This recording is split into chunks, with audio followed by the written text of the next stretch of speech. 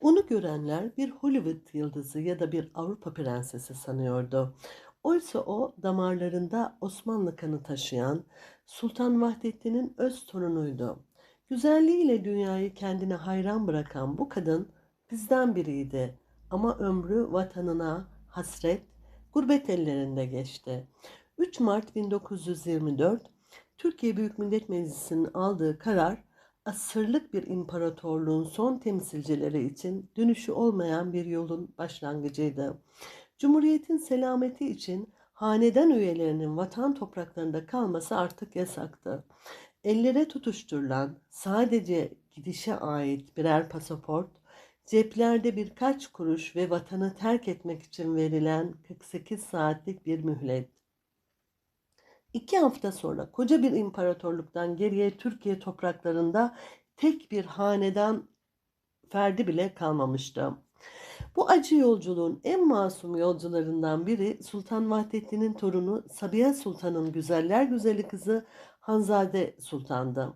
Henüz 5,5 aylık bir bebekken Çatalca garından kalkan o soğuk trenle Avrupa'ya doğru yola çıktı. Doğduğu topraklardan geçişi bile yasaklanan bir ailenin ferdi olarak önünde vatan hasretiyle örülü yıllar vardı. Gençlik yılları Fransa'nın güneyinde Nice şehrinde geçti. Dışarıdan bakıldığında parıltılı bir sahil şehriydi burası. Ancak içeride durum çok farklıydı.